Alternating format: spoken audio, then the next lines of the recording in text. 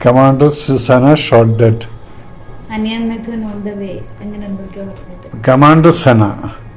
You know something? ഈ കയ്യിൽ കിടക്കുന്നത് പാകിസ്ഥാന്റെ ദിവസേനയാണ്. ഈ തോളത്ത് കിടക്കുന്നത് ഇത് പാകിസ്ഥാന്റെ അല്ലെങ്കിൽ ഇത് ഇസ്രായേൽ ആർമിയുടെ എൻസിഗ്നിയാണ്, ഒരു മേജറിന്റെ റാങ്കാണ് ഈ കിടക്കുന്നത്. So first of all this is not an Indian. Okay, ഇത് ഏതോ ഒരു കേസ് കമാൻഡർ, ഇങ്ങനെ ആർമിയുടെ ഒരു മേജർ ആണെങ്കിൽ കമാൻഡർ എന്നല്ല പറയാം, മേജർ സന ഷോട്ട് ഡെഡ് എന്നായിരിക്കും. ഓക്കെ, അപ്പൊ ഇത് ഏതിൻ്റെയാണത്? ലൈവ് ഏത് ന്യൂസാണ്? അനിയൻ Mithun on the way to army camp. ഈ ഫോട്ടോ അതെ, ഈവൻ ഇതടക്കം ഫേക്കാണ്. വളരെ ചീപ്പായിട്ടാണ് സംസാരിച്ചത്. ബിക്കോസ് ഞാനവിടെ ചെന്നു, അപ്പൊ പിന്നെ she propose to me. Are you a Casanova coming from Russia straight away or what? ഇവിടെ ലേഡീസ് ഇങ്ങനെ വെയിറ്റ് ചെയ്തുകൊണ്ടിരിക്കുകയായിരുന്നു തന്നെ പോലെ ഒരാൾ ഇവിടെ വന്നിട്ട് പ്രപ്പോസ് ചെയ്യാൻ വേണ്ടിയിട്ട്. അതും കാശ്മീരിൽ ഫൈറ്റ് ചെയ്യുന്ന ഒരു പാരകമാൻഡോ സോ കോൾഡ് പറയുന്ന so called officer. Lady officers are not that cheap to propose to anybody. They have got a dignified position ഉണ്ട്. കേസ് എടുക്കാൻ പറ്റുന്നൊരു കാര്യമാണ് മിഥുൻ ചെയ്തിരിക്കുന്നത്. അപ്പോൾ എത്തരത്തിലുള്ള ഒരു ശിക്ഷാ നടപടികളായിരിക്കും അതിന്? ഇതിനകത്ത് എന്താണെന്ന് വെച്ചാൽ you are propagating something against an army, discipline unit. ആ സമയത്ത് there will be an anti-national act ഇതിനകത്ത് വരുത്താൻ.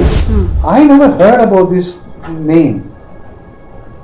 The international champion? No, I don't think. International champion is somebody else.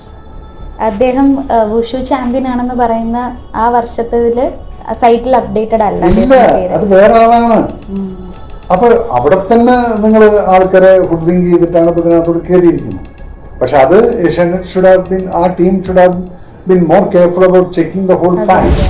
ഇത് കഴിഞ്ഞിട്ട് പിന്നുള്ള ഏറ്റവും വലിയൊരു രസം എന്താണെന്ന് കഴിഞ്ഞാൽ, ഒരു ദിവസം അവിടെ പോകുന്ന സമയത്ത് ടേബിളിന്റെ മുകളിൽ ഇങ്ങനെ കത്തി വെപ്പിച്ചിരിക്കുന്നു. പുതിയ തോക്ക് അങ്ങനെ പുതിയ തോക്കില്ല പെട്ടെന്ന്. ഈ തോക്ക് വന്നു കഴിഞ്ഞാൽ അത് പഴയതാവും. കാരണം എന്ന് വെച്ചാൽ അതിനെ സീസൺ ചെയ്ത് സീറോയിങ് ചെയ്ത് ഈ വെപ്പനെ ഒരാൾക്ക് കൊടുക്കുന്നതിന് മുന്നേ ഈ വെപ്പൻ ചുരുങ്ങിയത് ഒരു 5000 റൗണ്ട്സ് ഫയർ ചെയ്തു. ഇറ്റ് വാസ് ബേസിക്കലി ഒരു തള്ളലായിരുന്നു. പക്ഷെ അതിനകത്ത് നിങ്ങൾ വേറൊന്നും കൂടെ നോട്ടീസ് ചെയ്തു, അവിടുത്തെ കണ്ടസ്റ്റൻസിന്റെ മുഖഭാവം കണ്ടാൽ അറിയാം, ഒരു മനുഷ്യൻ പോലും, അതിൽ ആൺകുട്ടികളോ അതെ പെൺകുട്ടികളോ അതെ, എല്ലാവരുടെയും ആ ഒരു നീരസം എന്ന് പറയുന്നത് ഇങ്ങനെയുള്ള ലുക്ക് എന്തൊക്കെ സഹിക്കാൻ പറ്റുന്നില്ല അവർക്ക്. പിന്നെ ആ പറയുന്ന രീതി was so cheap. When you talk about a lady there should be some dignity when you talk. ഇവള് എന്നൊക്കെയാണ് പറഞ്ഞിരിക്കുന്നത്. അവിടെ തന്നെ നമ്മൾ ആ മനുഷ്യന്റെ സ്റ്റാൻഡേർഡ് നമുക്ക് മനസ്സിലാക്കാൻ സാധിക്കും. ഒരു ലേഡിയെ നമ്മൾ അറിയാത്തൊരു ലേഡീനെ, അല്ലെങ്കിൽ ഇപ്പൊ എന്റെ ലവറാണെങ്കിലും ശരി, I should not be addressing her. അവളെ ഒരു ലേഡി ഇന്നേ വരെ ഇന്ത്യൻ ആർമിയുടെ ഒരു ലേഡി ഓഫീസേഴ്സും ഇതുവരെ ഇൻഫൻട്രിയിലോ അല്ലെങ്കിൽ ഇൻഫൻട്രിയിൽ പോയിട്ടില്ല. പിന്നെയാണോ പാരകമാൻഡോയിൽ ഡെയിലി ഒരു അഫയറിന് വേണ്ടിയിട്ട് ഇങ്ങനെ പോയിക്കൊണ്ടിരിക്കുക എന്ന് പറയുന്ന സമയത്ത് what are you say all these things? നിങ്ങൾ കാശ്മീരിൽ ഒന്ന് പോ, അപ്പൊ അറിയാം. നിങ്ങൾ ടൂറിസ്റ്റ് ആയിട്ട് പോകുമ്പോൾ തന്നെ കാണാം കോട്ട പോലുള്ള വോളുകളും അതിനകത്തോട്ട് കയറാനുള്ള പ്രയാസങ്ങളും. ആ ഗേറ്റിന് മുന്നിൽ നിൽക്കുന്ന സെക്യൂരിറ്റിയിലും കണ്ടാൽ അറിയാം. ഈ പറയുന്നതെല്ലാം കാശ്മീർ വിസിറ്റിന് പോയിട്ടുള്ള ആരെങ്കിലും ഇത് കേട്ടിട്ടുണ്ടെങ്കിൽ അവർ ചിരിക്കും. അപ്പൊ ഇന്നായിരിക്കും ലാലേട്ടൻ ഷൂട്ട് ചെയ്യാൻ പോയിട്ടുണ്ടാവുക. അപ്പൊ ഇന്ന് ഇതിന്റെയൊക്കെ ഒരു ക്ലാരിറ്റി വരും. അപ്പൊ അതിൽ അദ്ദേഹം പറയുന്നത് എന്താണെന്ന് നോക്കിക്കോളൂ. അപ്പൊ അതിന് സമയത്ത് കൃത്യമായിട്ട് അദ്ദേഹം, എനിക്കറിയാം, ഞാൻ അറിയുന്ന മോഹൻലാൽ എന്നുള്ളത് എനിക്കറിയാം, അതൊരു നല്ല രാജ്യസ്നേഹിയായിട്ടുള്ള വ്യക്തിയാണ്. അവിടെ കാരണം പലപ്പോഴും ഞങ്ങൾ ട്രെയിനിങ്ങിന് നാഗർകോട്ടയിലും കാശ്മീരിലൊക്കെ പോകുന്ന സമയത്തും അദ്ദേഹം കൊടുക്കുന്ന ഒരു റെസ്പെക്റ്റും ഒരു ഡെഡിക്കേഷനും, ആ ടൈമിന് റെസ്പെക്ട് കൊടുക്കുന്നതെല്ലാം I know that he will do something today. Rajan ചോദിക്കും, നീ എവിടെയാണ് പോയത്, ഏത് സെക്ടറിലാണ് ഈ ഓപ്പറേഷൻ നടന്നത്? നമസ്കാരം, മഴവിൽക്കിടത്തിലേക്ക് എല്ലാവർക്കും സ്വാഗതം. ഞാൻ ഇന്ന് കുറച്ച് ഗൗരവമേറിയ ഒരു സബ്ജക്ട് സംസാരിക്കാനാണ് വന്നിരിക്കുന്നത്. ഇന്ന് എനിക്കൊപ്പം ജോയിൻ ചെയ്യുന്നത് മേജർ രവി സാറാണ്. സർ നമസ്കാരം. മേജർ രവി സാറ് ഇന്ത്യൻ ആർമിയിൽ ഒരുപാട് കാലം ഒരു ഉയർന്ന പദവിയിൽ സേവിച്ച ഒരു വ്യക്തിയാണ്.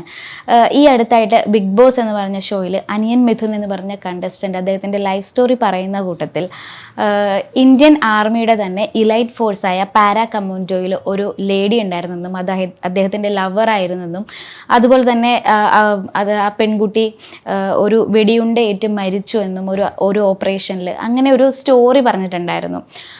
സാറ് പല രീതിയിലും അത് പ്രതികരിച്ചു എന്നറിഞ്ഞു. അപ്പോൾ എന്താണ് സാറിന് ഇതിനെപ്പറ്റി പറയാനുള്ളത്? ഫസ്റ്റ് ഓഫ് ഓൾ, ഈ പട്ടാളക്കാരെ കുറിച്ച് ആസ് ഇറ്റ് ഈസ് എൻ്റെ കീർത്തി ചക്ര സിനിമ വരുന്നതിന് മുന്നേ ഒരു പട്ടാളത്തിൻ്റെ ഒരു ഇമേജ് ഉണ്ടായിരുന്നു കേരളത്തിൽ.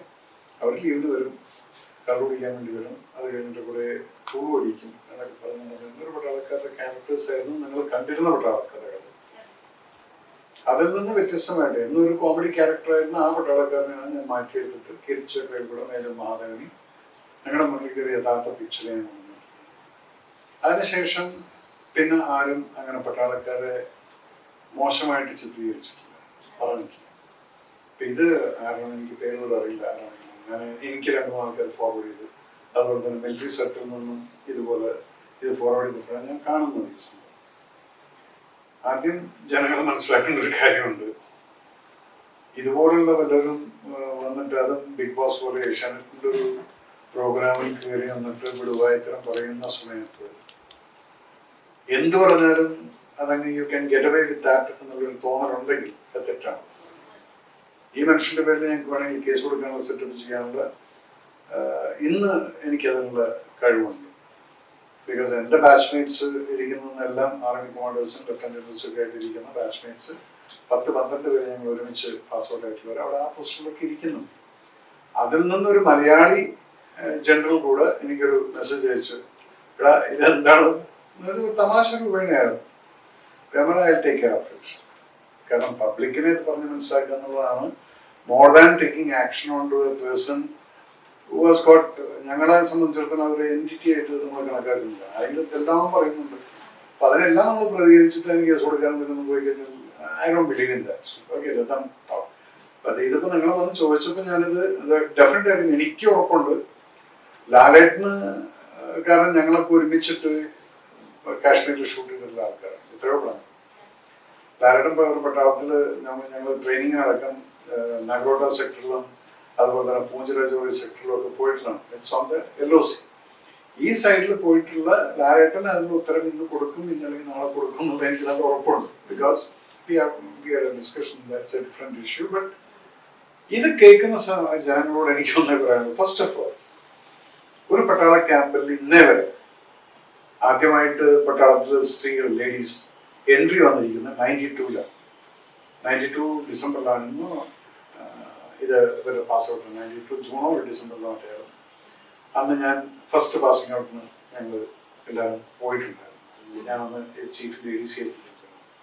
അതിനുശേഷം ഇന്നേ വരെ അന്ന് പോലും ലേഡീസ് എൻട്രി ആയിട്ട് ഫസ്റ്റ് നമ്മൾ കൊടുത്തിരുന്ന എൻട്രി എന്ന് പറഞ്ഞാൽ army supply corps, engineers and signals. Front line runners എന്ന് പറഞ്ഞാൽ ഫൈറ്റിംഗ് ഫോഴ്സ് ആയിട്ടുള്ള ഇൻഫൻട്രിയിലോ അല്ലെങ്കിൽ ആർട്ടിലറിയിലോ ആമഡ് ഇങ്ങനെയുള്ള സെക്ഷനിലോ സപ്പോർട്ടിംഗ് ആംസിലോ നിന്നും ladies were not given an entry. അത് കഴിഞ്ഞിട്ട് പിന്നീട് ഇന്റലിജൻസിൽ one more entry is intelligence. അപ്പൊ ഇന്റലിജൻസിൽ പോകുന്ന സമയത്താണ് ഇവര് they started going to Kashmir area, ഈ സെക്ടറിൽ. അതും ഹെഡ് ക്വാർട്ടേഴ്സിലായിരിക്കും ഇവർ ഇരിക്കുന്നത്, പല major head quarters. Because ladies were given this post, but then കുറച്ച് സമയം എടുക്കും ഇവരൊന്ന് ട്യൂൺ ചെയ്തിട്ട് ആ ഒരു ഫൈറ്റിംഗ് പോസ്റ്റിൽ കയറാം. ഇപ്പൊ കഴിഞ്ഞ വർഷത്തിലാണ് ഈ ഓർഡർ പാസ്സായിരിക്കുന്നത് ആർട്ടിലറിയിലേക്ക് ലേഡീസിന് എൻട്രി കൊടുക്കാം. ആർട്ടിലറി എന്ന് പറയുന്ന സമയത്ത് എഗെയിൻ എ സപ്പോർട്ടിംഗ് ആമാണ്. ഫ്രണ്ട് ലൈൻ ഫൈറ്റേഴ്സ് എന്ന് പറഞ്ഞാൽ ഇൻഫൻട്രിയാണ്. ഈ ഇൻഫൻട്രിക്ക് സപ്പോർട്ട് കൊടുക്കുന്നതാണ് ഈ ആർട്ടിലറി എന്ന് പറയുന്നത്. ഇവർ പിറകിലായിരിക്കും, പക്ഷെ ഇവരും ഫോർ ഫ്രണ്ടിൽ പോകും. ആർട്ടിലറിയിൽ വന്നു കഴിഞ്ഞാൽ ഈ പോകുന്ന ഇൻഫൻട്രിയുടെ കൂടെ 2 ഓഫീസേഴ്സ് അല്ലെങ്കിൽ ഒരു ബറ്റാലിയൻ പോകുന്നുണ്ടെങ്കിൽ അവരുടെ കൂടെ ഒരു ഓഫീസർ ആർട്ടിലറിയിൽ ഉണ്ടായിരിക്കും. കാരണം വെച്ചാൽ ഇതിലും മുന്നേ പോകുന്നവരായിരിക്കും ചിലപ്പോൾ.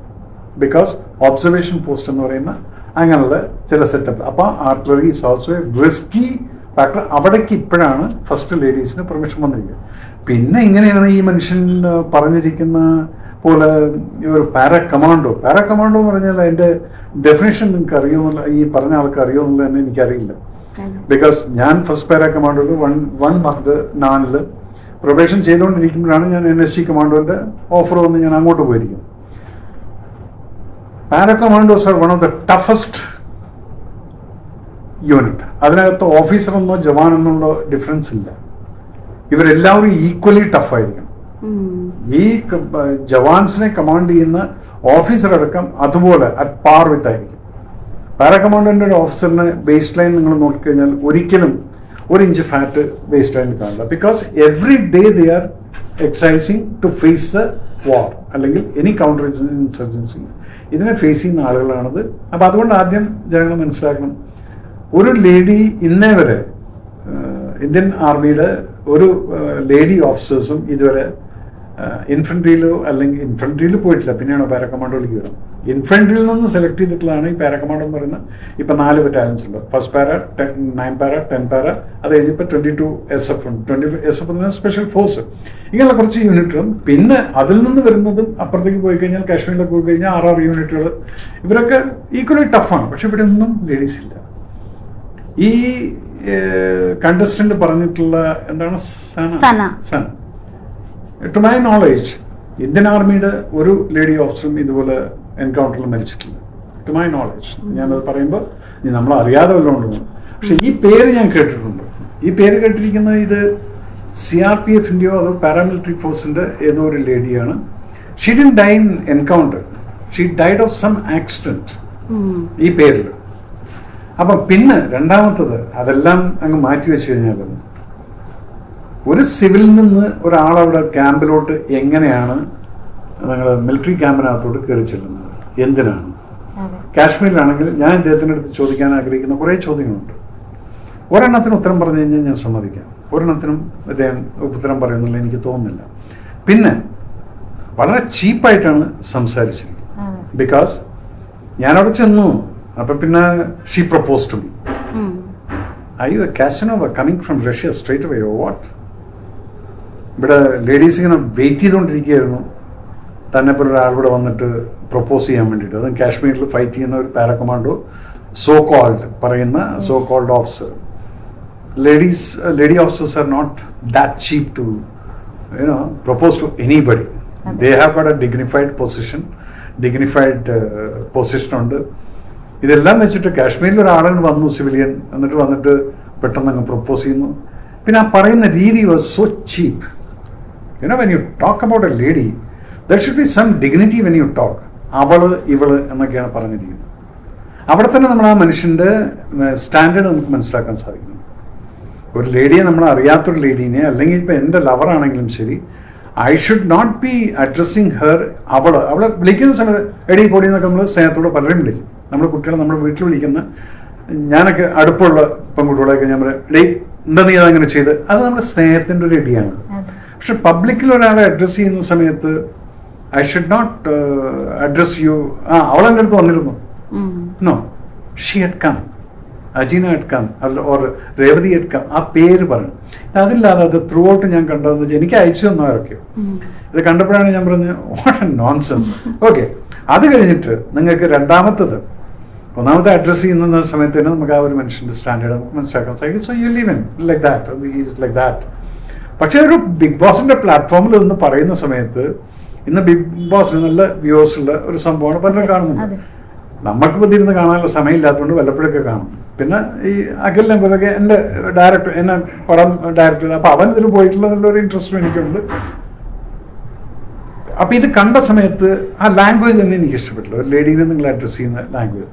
നമ്മൾ ദേഷ്യം വന്ന അങ്ങനെയുള്ള ഒരു ശത്രുവാണ് അല്ലെങ്കിൽ അല്ല ഒരു നമ്മൾ ചീറ്റ് ചെയ്തിട്ടുണ്ടെന്തെങ്കിലൊക്കെ ചെയ്തിട്ടുണ്ടെങ്കിൽ ഓക്കെ അത് മനുഷ്യ സഹജമായിട്ടുള്ള വാക്കുകൾ ചിലപ്പോൾ വരുമായിരിക്കും.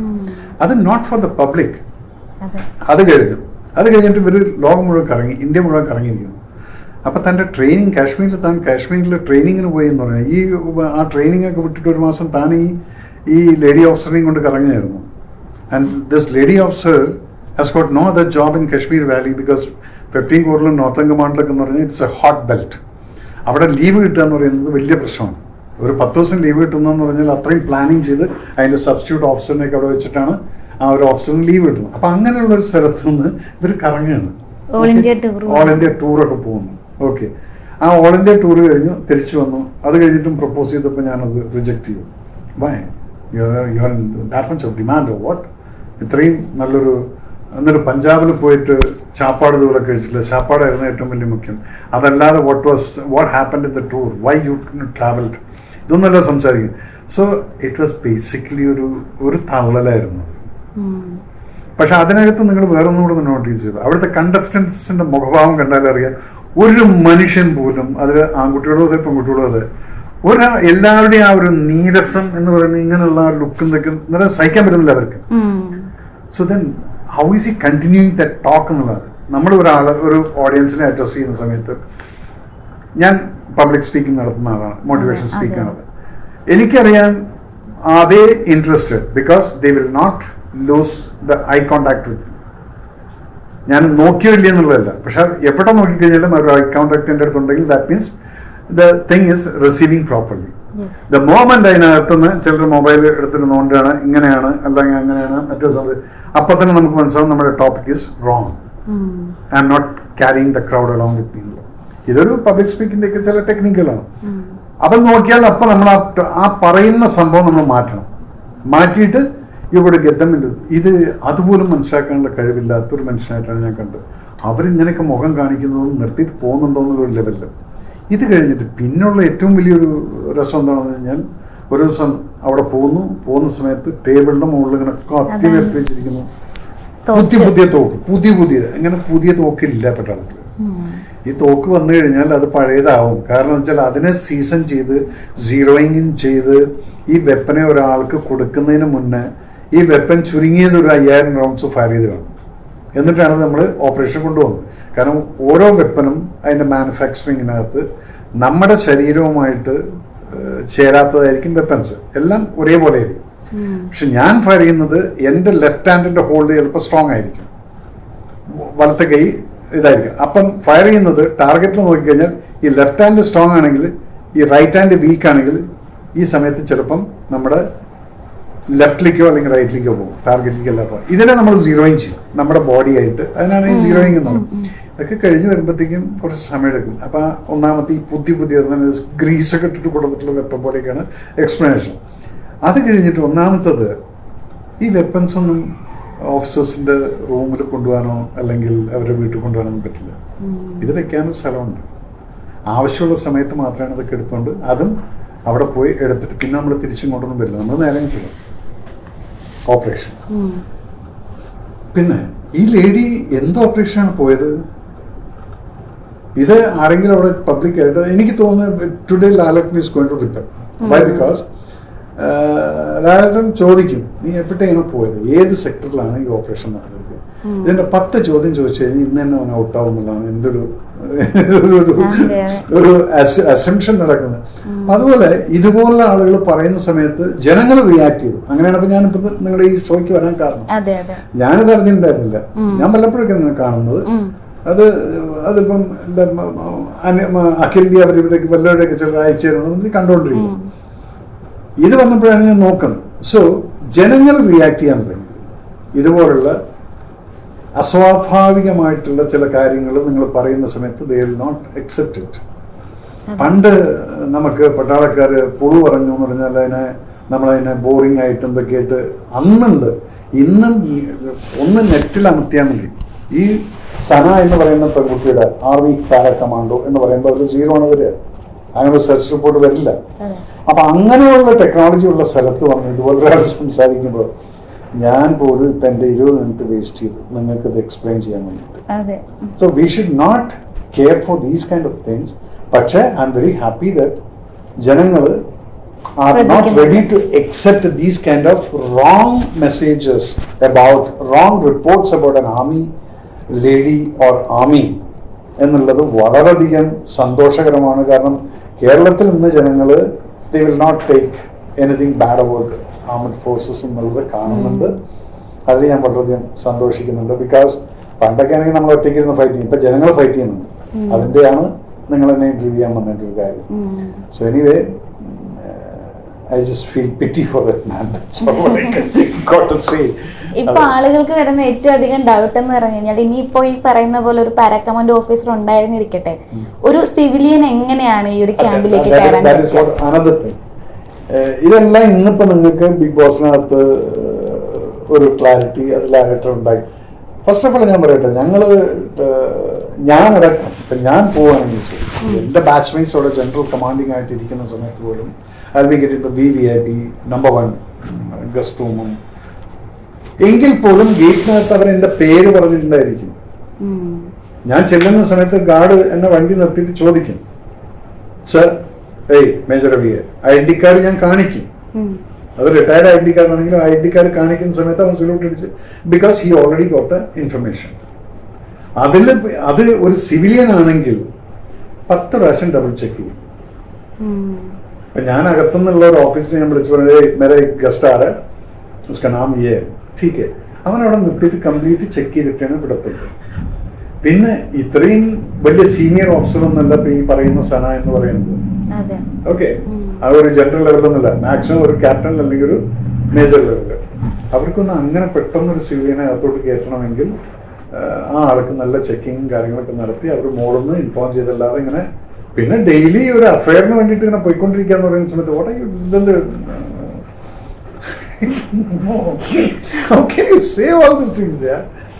നിങ്ങൾ കാശ്മീരിൽ ഒന്ന് പോ, അപ്പൊ അറിയാം. നിങ്ങൾ ടൂറിസ്റ്റ് ആയിട്ട് പോകുമ്പോൾ തന്നെ കാണാം കോട്ട പോലുള്ള വാളുകളും അതിനകത്തോട്ട് കയറാനുള്ള പ്രയാസങ്ങളും ആ ഗേറ്റിന് മുന്നിൽ നിൽക്കുന്ന സെക്യൂരിറ്റിയിലും കണ്ടാൽ അറിയാം. ഈ പറയുന്നതെല്ലാം കാശ്മീർ വിസിറ്റിന് പോയിട്ടുള്ള ആരെങ്കിലും ഇത് കേട്ടിട്ടുണ്ടെങ്കിൽ അവർ ചിരിക്കും.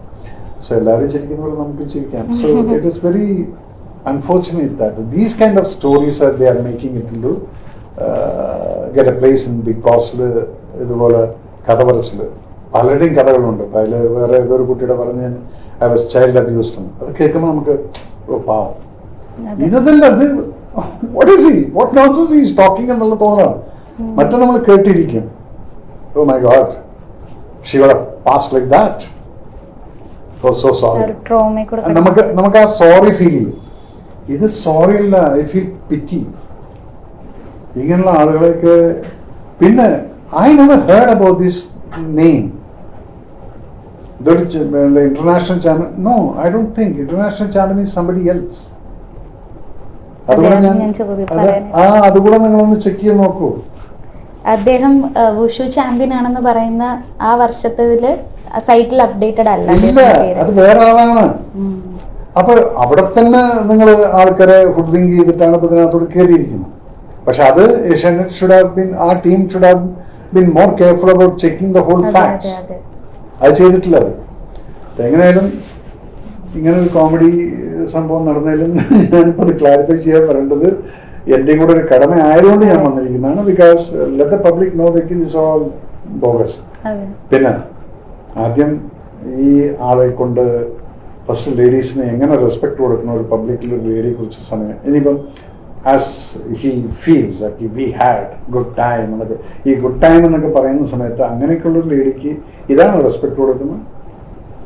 Even if it was your girlfriend and for fun's sake, but still lady has to be given that proper respect in the public. സംസാരിക്കുന്നത് അല്ലെങ്കിൽ പറയണം yes അവളെന്നല്ല, Sana told me like this, then Sana said okay let's go for a Indian tour.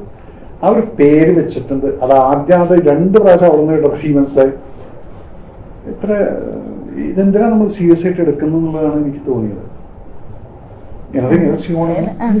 ഇത് വെച്ചിട്ടൊരു ഫോട്ടോയും വൈറലായിട്ടുണ്ടായിരുന്നു. എനിക്ക് തോന്നുന്നു പുള്ളിയുടെ team members തന്നെ ചെയ്തൊരു ഫോട്ടോ ആയിരിക്കണം. ഇതിലൊരു കമാൻഡോ ഓഫീസറിന്റെ ഫോട്ടോയും. കമാൻഡർ സന ഷോട്ട് ഡെഡ്. അനിയൻ മിഥുൻ ഓൺ ദ വേ അങ്ങനെ എന്തൊക്കെയോ. Commander Sana, you know something, ഈ കയ്യിൽ കിടക്കുന്നത് പാകിസ്ഥാന്റെ ദിവസേനയാണ്. ഈ തോളത്ത് കിടക്കുന്നത് ഇത് പാകിസ്ഥാന്റെ അല്ലെങ്കിൽ ഇത് ഇസ്രായേൽ ആർമിയുടെ എൻസിഗ്നിയാണ്, ഒരു മേജറിന്റെ റാങ്കാണ് ഈ കിടക്കുന്നത്. So first of all this is not an Indian. Okay, ഇത് ഏതോ ഒരു കേസ് കമാൻഡർ, ഇങ്ങനെ ആർമിയുടെ ഒരു മേജർ ആണെങ്കിൽ കമാൻഡർ എന്നല്ല പറയാം, മേജർ സന ഷോട്ട് ഡെഡ് എന്നായിരിക്കും. ഓക്കെ, അപ്പൊ ഇത് ഏതിൻ്റെയാണത്? ലൈവ് ഏത് ന്യൂസാണ്? Aniyan Mithun on the way to army camp. ഈ ഫോട്ടോ അതെ ഈവൻ ഇതടക്കം ഫേക്കാണ്. അത് ആരാണ് ഇട്ടിരിക്കുന്നത് എനിക്കറിയില്ല. ആരിട്ട് കഴിഞ്ഞാലും ശരി. സോ ഇങ്ങനെ ഈ ഇന്ത്യൻ ആർമി ഓഫീസേഴ്സിനെയും ലേഡീസിനെയും കുറിച്ചിട്ടുള്ള ഞങ്ങളുടെ ഫേക്ക് കഥകളൊക്കെ പറയുന്ന സമയത്ത് പത്രാവശ്യം ചിന്തിക്കുക. കുറേ ആളുകൾ പുറത്തിരിപ്പുണ്ട്, കുറേ ആളുകൾ അകത്തുണ്ട്. അത് ആരെങ്കിലും കാണും. കണ്ടു കഴിഞ്ഞാൽ ഇന്നൊക്കെ ക്ലാരിഫിക്കേഷൻ പറഞ്ഞ ഞാനൊന്ന് ഫേസ്ബുക്കിൽ ലൈവിൽ പോയി കഴിഞ്ഞാൽ അത് ഇമ്മീഡിയറ്റ്ലി അത് ഫയർ ആക്കാൻ സാധിക്കും. പിന്നെ I don't take it much serious. പക്ഷെ ഇപ്പോഴാണ് അറിയുന്നത് നിങ്ങളൊക്കെ ഇത്ര വലിയ സീരിയസ് ആയിട്ട് എടുത്തിട്ടുണ്ടെന്ന് പറയുന്ന സമയത്ത് ദാറ്റ് മീൻസ് കാരണം യു ലൈക്ക് ഇറ്റ്. ഈ ബിഗ് ബോസ് പോലത്തെ ഒരു റെപ്യൂട്ടഡ് ഷോയിൽ ഇങ്ങനെ വരുമ്പോഴത്തേക്കും അവരുടെ ഭാഗത്തു നിന്നുള്ളൊരു വീഴ്ചയുടെ അല്ലെങ്കിൽ അതിനെ പറ്റിയിട്ടൊന്നും അതിപ്പോ ഇന്നിപ്പോ ലാലേട്ടന്റെ ഇത് കഴിഞ്ഞ് സാറ്റർഡേ സൺഡേ അല്ലേ അപ്പൊ ഇന്നായിരിക്കും ഇപ്പൊ ലാലേട്ടൻ ഷൂട്ട് ചെയ്യാൻ പോയിട്ടുണ്ടാവുക. അപ്പൊ ഇന്ന് ഇതിന്റെ ഒക്കെ ഒരു ക്ലാരിറ്റി വരും. അപ്പൊ അതിൽ അദ്ദേഹം പറയുന്നത് എന്താണെന്ന് നോക്കിക്കോളൂ. അപ്പൊ അതിന് സമയത്ത് കൃത്യമായിട്ട് അദ്ദേഹം, എനിക്കറിയാം, ഞാൻ അറിയുന്ന മോഹൻലാൽ എന്നുള്ളത് എനിക്കറിയാം. അതൊരു നല്ല രാജ്യസ്നേഹിയായിട്ടുള്ള വ്യക്തിയാണ്. അവിടെ കാരണം പലപ്പോഴും ഞങ്ങൾ ട്രെയിനിങ്ങിന് നാഗർകോട്ടയിലും കാശ്മീരിലൊക്കെ പോകുന്ന സമയത്തും അദ്ദേഹം കൊടുക്കുന്ന ഒരു റെസ്പെക്റ്റും ഒരു ഡെഡിക്കേഷനും, ആ ടൈമിന് റെസ്പെക്ട് കൊടുക്കുന്നതെല്ലാം I know that he will do something today. Contact ചെയ്തിട്ടുണ്ടായിരുന്നോ ലാലേട്ടനെ? ഡെയിലി സംസാരിക്കുന്നുണ്ട്, ഡിസ്കഷൻ നടന്നിട്ടുണ്ട്. So let it be from his side. അത് എനിക്കറിയാം എന്താ വരാൻ പോകുന്നുള്ളത്. ഇതിപ്പം ജനങ്ങളെ ഒന്ന് ക്ലാരിഫൈ ചെയ്യാനുണ്ട്. അപ്പൊ ഇന്നത്തെ ബിഗ് ബോസ് ഇപ്പം ഇത് വന്നു കഴിഞ്ഞാൽ ചിലപ്പോ ബിഗ് ബോസിന് ഭയങ്കര റേറ്റിംഗ് ആയിരിക്കും.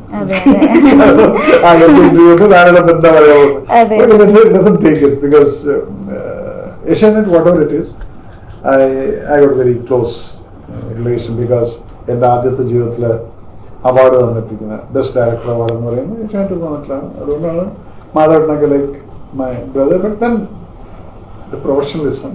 പക്ഷെ ഇത് കുറച്ച് കടന്നുപോയി. അതിനുള്ളത് അവർ തിരിച്ചു കൊടുക്കുമായിരിക്കും. ഈ ബിഗ് ബോസ് ഹൗസിലെ ഏറ്റവും കടുത്ത ശിക്ഷ എന്ന് പറയുന്നത് ബിഗ് ബോസ് ഹൗസിൽ നിന്ന് പുറത്താക്കുക എന്നുള്ളതായിരിക്കും. അതുകൊണ്ടായിരിക്കും ഇതിന് ഇത്ര ധൈര്യപൂർവ്വം ഒരു കഥ കെട്ടിച്ചമച്ച് പറഞ്ഞത്. അതിന്റെ ഒപ്പം തന്നെ ഞാൻ ചോദിക്കട്ടെ, ഇങ്ങനെ ഒരാൾക്ക് തൊട്ട് കളിക്കാനുള്ളതാണോ എനിക്കറിയാം? ഇല്ല, ഞാനതിൽ പറഞ്ഞു, ഇപ്പം ബിഗ് ബോസ് പുറത്തു വരണമെങ്കിൽ എന്തെല്ലാം കാര്യങ്ങൾ ചെയ്യാം. അപ്പം അതിന് ഒരു പെൺകുട്ടിയുടെ, അത് മരിച്ചുപോയിട്ടുള്ള ഒരു പെൺകുട്ടിയുടെ പേര് യൂസ് ചെയ്തുകൊണ്ട്, ആ പെൺകുട്ടി എങ്ങനെ മരിച്ചു എന്നുള്ളത് എൻ്റെ നോളേജിൽ ഷീ ഡൈഡ് ഓഫ് ഇലക്ട്രോക്യൂട്ടോ എന്തോ ആണെന്ന് ഞാൻ ലീഗലി റിമെമ്പർ ചെയ്യുന്നത്. കാരണം അതൊരു പട്ടാളക്കാരല്ലാത്തത് കൊണ്ട് it's a paramilitary force something like that. അത് ഇവിടുത്തെയാണ് I am not sure about it. പക്ഷെ എൻ്റെ ഇന്ത്യൻ ആർമിയുടെ കമാൻഡോസായിട്ട് അങ്ങനെ ഒരു പെൺകുട്ടി ഇല്ല. ഓക്കെ, അപ്പം അങ്ങനെ പേര് യൂസ് ചെയ്തുകൊണ്ട്, ആർമീനെ യൂസ് ചെയ്തുകൊണ്ട് റെഡിക്യൂൾ ചെയ്യാന്ന് പറയുന്ന സമയത്ത് that is very bad on his part. Last നമുക്ക് പറയുന്നുണ്ടായിരുന്നു, ആ ദേശീയ പതാകയിൽ പൊഴിഞ്ഞിരിക്കുന്നതിന് ബാക്കി ആൾക്കാരൊക്കെ നോക്കിക്കൊണ്ടിരിക്കില്ലേ. ഒന്നാമത്തെ ഒരു ഓപ്പറേഷൻ കഴിഞ്ഞിട്ട് പോകുന്ന സമയത്ത് അവിടേക്കൊന്നും ഒരാളെയും കടത്തിവിടില്ല. ഓക്കെ, ചിലപ്പോൾ ഉള്ള ജേർണലിസ്റ്റുകളൊക്കെ ഉണ്ടെങ്കിലും അവരൊന്നും അടുത്തേക്കൊന്നും വരാൻ ശ്രമിക്കില്ല. കാരണം അവിടെ സെറമോണിയലായിട്ടുള്ള കാര്യങ്ങളായിരിക്കും നടക്കുന്നത്. അതിനകത്ത് ഇത് എന്ത് പറഞ്ഞിട്ടാണ് കരയാൻ പോയിരിക്കുന്നത്? ഞാൻ ഉള്ള ലവറാണെന്നൊക്കെ പറഞ്ഞിട്ടാണ് സയൻസ് അങ്ങനെ പറയുന്നത്.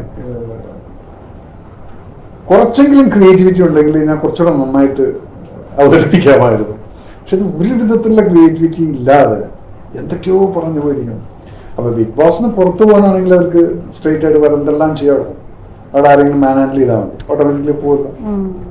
ആ ക്ഷമ വിട്ടു കഴിഞ്ഞാൽ ആരെങ്കിലും ഒന്നും കൊടുത്തു കഴിഞ്ഞാൽ പുറത്ത് ഇത് പറഞ്ഞു കഴിഞ്ഞാൽ ഇത്രയും കേസാവും എന്നുള്ള ഒരു അറിവില്ലാത്തതുകൊണ്ടായിരിക്കും. അതല്ല ഞാൻ പറയുന്നത്, നെഗ്ലക്ട് ചെയ്തിട്ട് ആ മനുഷ്യന്റെ നോളജ് അത്രയേ ഉള്ളൂ. Because he's not understanding. ഇവരൊക്കെ എന്താ വെച്ചാൽ വേറൊരു മിഥ്യാലോകത്തില് അവർ പുറത്തു വന്നിട്ടില്ല.